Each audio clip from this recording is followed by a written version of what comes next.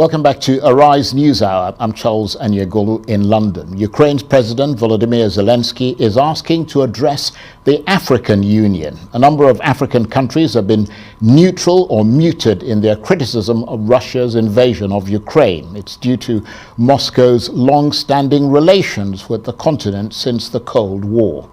Well, just before we went on air, I spoke to the African Affairs analyst and publisher of Africa Briefing, John Offei Ansah, about whether the African Union could adopt a united position. I began by asking him how African nations are likely to react to President Zelensky's request to address AU leaders.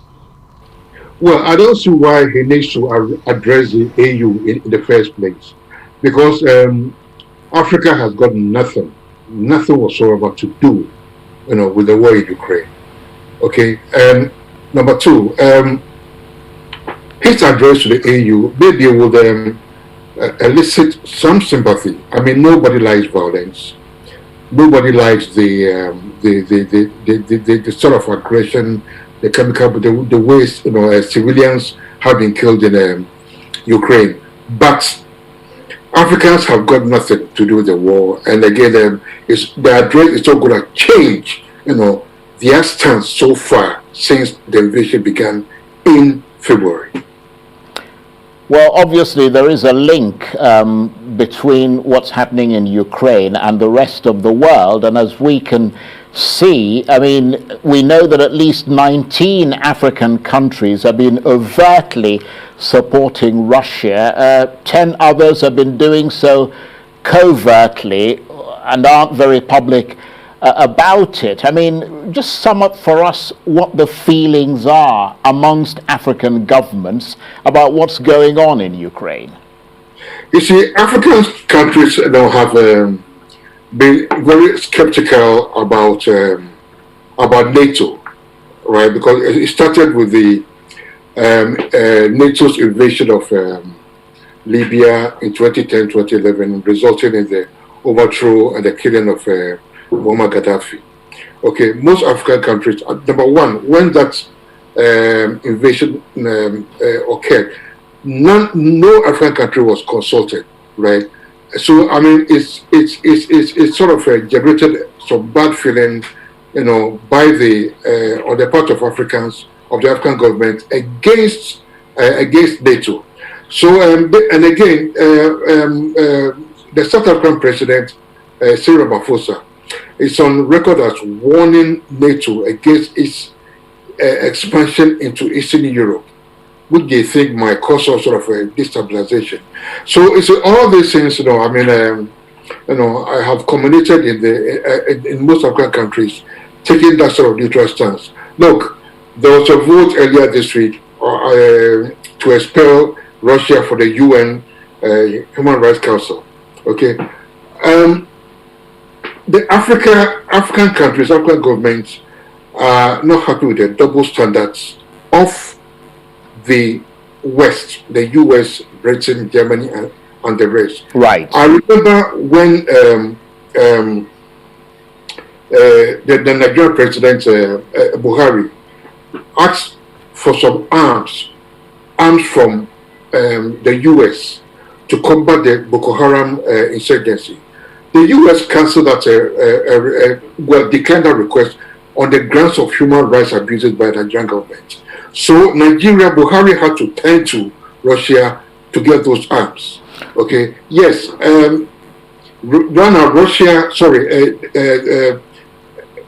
Europe are still buying gas and oil from Russia. And with this conflict, everybody thought that maybe, look, Africa, is a big supplier, Nigeria, right. I don't mean to interrupt you there, but let me just make the point that Nigeria, in spite of what you said, has consistently voted against Russia at all the international places where voting has taken place, including the United Nations. But let me ask you this, John. Could we see President Zelensky's request to address the African Union turned down based on the sort of things that you're saying? Because, I mean, as you said, so many African leaders have different standpoints about what's happening. or do you reckon they'll give him the spot to address them? Oh, they surely will. I mean, it is just a diplomatic courtesy. I mean, it will be discourteous on the part of African Union to decline Zelensky's request to address them. Yeah, so it's a diplomatic courtesy. They will grant him the request. He will address them. But if they will act or react positively to his address, it's another matter. Right. So given that, as you pointed out, there's a big split in the African Union, and beyond the diplomatic courtesy that you're talking about, just giving President Zelensky the platform to speak will send a very important message, both across the African continent and also against Russia.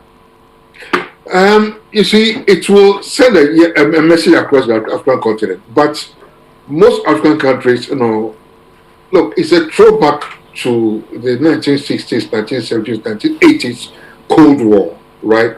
When proxy wars were fought all over Africa, or in most parts of Africa. Now, most African governments see this war between Ukraine and Russia as a renewal of the Cold War, and they will not like to be involved in this kind of Cold War. Yes, they are suffering. African countries are suffering. Look, African countries get most of their fertilizer and grains from Russia and Ukraine, especially from Russia. But they will not like, they wouldn't like to be part of this new Cold War. Right. Okay, John, I want to thank you exceedingly for joining us there. John Offei Ansah is an African affairs analyst and publisher of Africa Briefing.